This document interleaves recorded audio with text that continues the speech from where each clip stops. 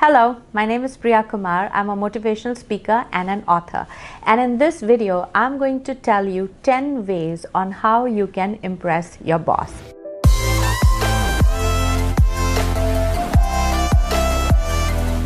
Now, why is that important?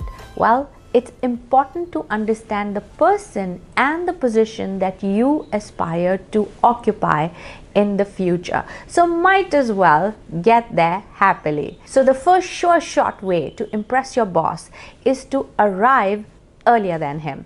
It is a place of great power. Now let's say you have an appointment with your boss at 6 in the evening, or let's say your work hours are 10 to 6. Now the fact that you have arrived earlier than him, oh my God, that is a position of great power. Now imagine a scenario where your boss walks into the office at 10 and you're already there and you're the only one perhaps to rise and say, "Good morning, sir." He looks at you and says, this guy is here before me. For every meeting that you go, for everything that you have given a commitment for in terms of your time, arrive early. That will get his attention.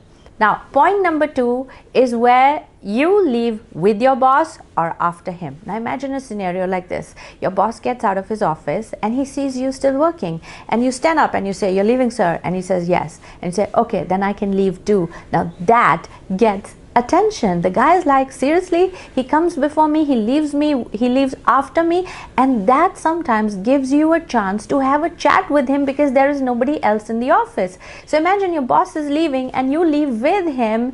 You get 5 minutes of his time and he says, "What were you working on?" And you say, "I was making the plan for the week." Oh my God, it's amazing. People, especially in big organizations, are not able to get time with their bosses and with their seniors and to have a conclusive chat at the end of the day. That gives you an opportunity to get side by side with him. Point number 3 is very basic. Know your boss's likes and dislikes. It's important to understand the guy. Well, I'm not asking you to bring him gifts but I am asking you to understand him. What does he like? What does he dislike?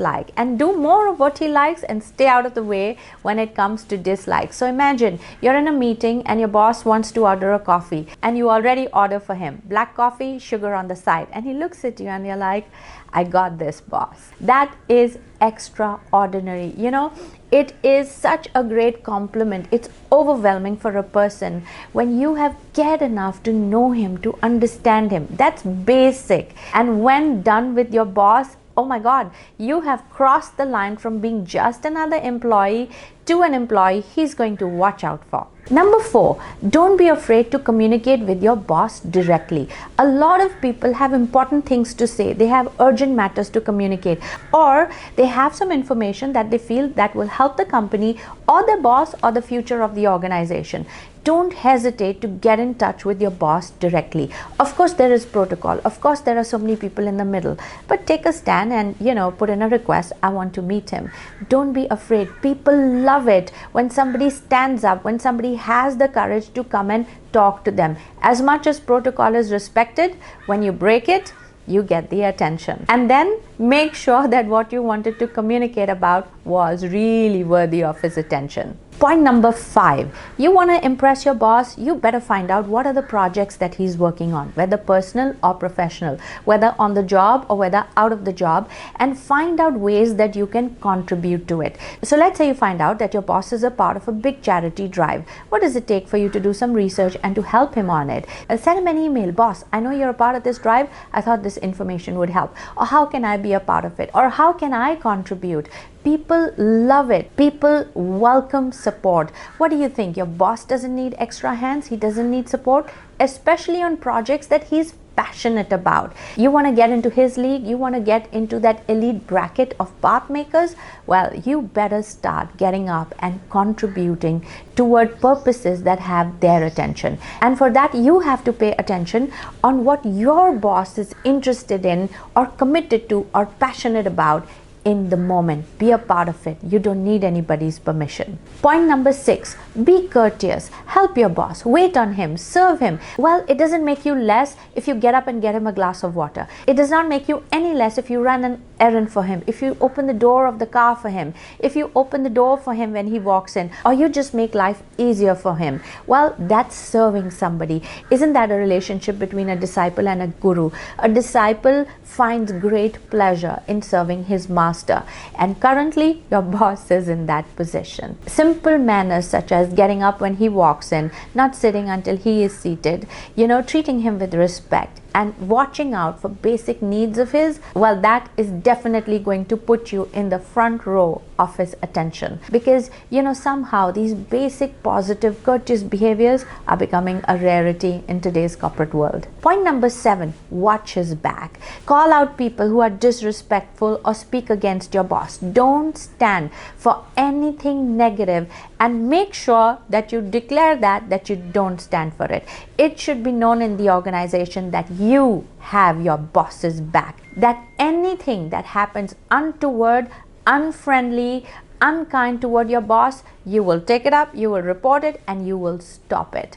You want to protect that person and the position that you want to occupy. And when there, you're going to expect the same. And when there, you're going to look for that one person who is watching your back, who's genuine, who's sincere, and who can be your right hand, your go-to man. Be that for your boss.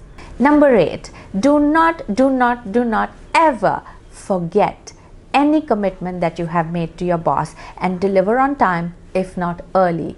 Well, you cannot violate this no matter what. There can be nothing that can hold you back or stop you from delivering your word that you have given to the one man who occupies the position that you aspire to take into the future, that forms the purpose of you being in the organization itself. Number 9, now whether it is your job or not, you must report matters of concern to your boss.